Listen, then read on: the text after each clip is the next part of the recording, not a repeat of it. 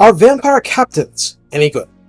Before going harder into lore videos, let me cover the captain, so we can clearly see the advantages and disadvantages in battle. In campaign, this is an essential unit because they can independently establish pirate codes, but a single captain is limited to one every 15 turns, and during the cooldown other codes established this way, rather than army victory, which is free plus a half-strength sacking income. The cost of establishing is artificially increased. But hey, you know how it is, you have to spend money to steal money. Campaign recruit cost will vary, but upkeep is 250 base. On Ultra, health comes at 3,572, which is not particularly high. Armor is 30, not particularly solid. Missile resistance is the standard 15. Leadership is 60, speed is 38, charge speed 44, melee attack is a very high 60, with attack interval a standard 4, and a splash target size of medium. Maximum of 6 entities damaged, and 6 is fairly generous. Melee defense is 40, so keep that in mind. The Vampire Captain is a low-chin spellcaster. Weapon strength is 430, split between base 300 and armor piercing 130, which means that the Captain, on foot, is relatively ineffective against armor. On the other hand, that is high weapon strength. Charge bonus is 35, and mass is a paltry 600.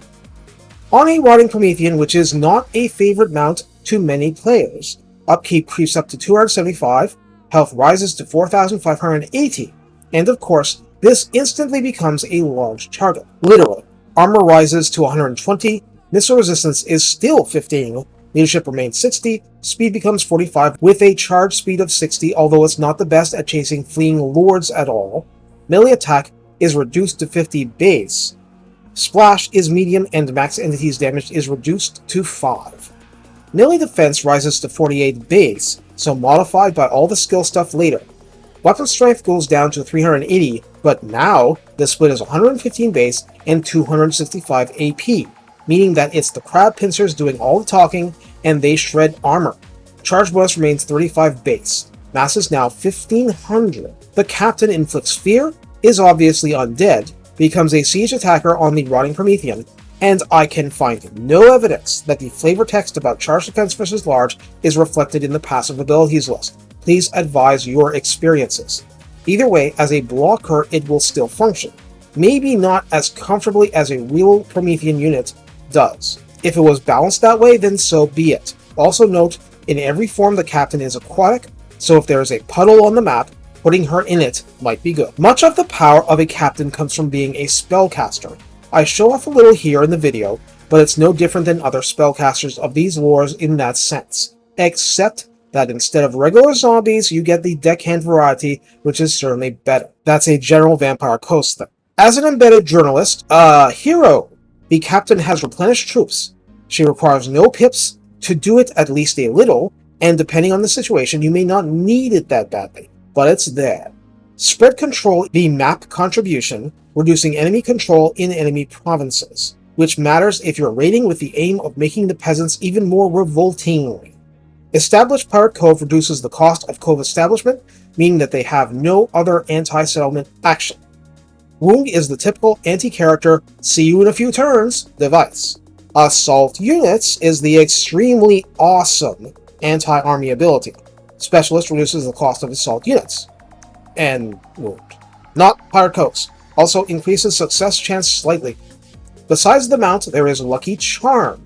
Instant plus 15% missile resistance boost, and Tenacity instant 8% health boost. The yellow line is mostly identical to the Morngul Haunter, but 3 pips of Swashbuckler adds another 5% of missile resistance on top of plus 8 melee attack, which is identical to the Morngul Haunter, by the way. 3 pips of Cutlass provides plus 8 versus infantry in addition to plus 20% weapon strength, I just want to note that. And Taunt is a 17-second single enemy debuff in the Assassin style, shaving off 25% speed, minus 24 melee defense, which is huge, and minus 30 armor, too. 60-second cooldown. The capstone version, Hornswoggle, is the same except for the 90-second cooldown, which applies after 32 seconds have passed. Or the target's dead, I presume. 32 seconds! Wow! This is for when you really need something to die, the first or second time notwithstanding. Finally, the unique line, which is not mutually exclusive, she can pick all 3. Captains are always girls here, by the way. Deception gives +8 melee attack and stalk. Yeah, that's powerful. Really turns the character into a potential assassin type. Except she's not that speedy. Kidnapping, as a skill, grants +5% additional casualty replenishment. Assault units gives 10% bonus casualties, which is a lot, considering you get a trait adding to the percentage just from doing it enough. And bonus versus infantry +5, stacking with Cutlass. Bribery increases her hero action success chance by 5% and reduces enemy hero chance by 5%.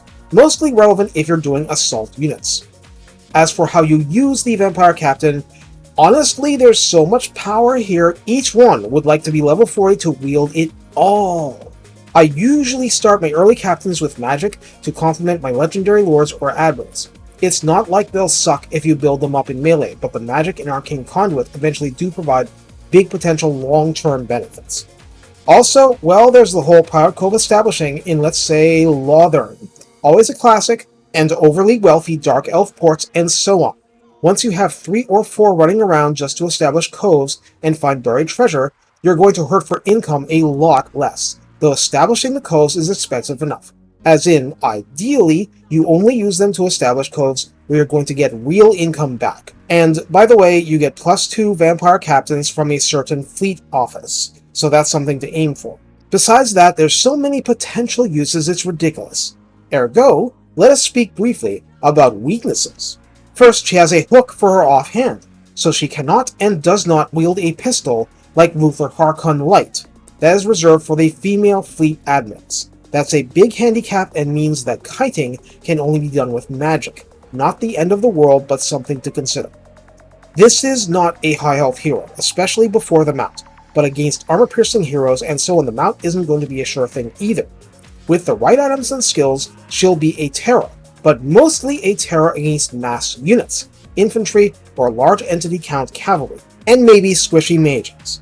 Of course, if she has the right spell, you can just delete several units of the enemy, and I show that off here. It's fun, it's valuable. It's just that you can easily lose them, so if they're not immortal, handle with some degree of care. The rest is limited only by your cunning, deviousness, and winds of magic. So avast ye!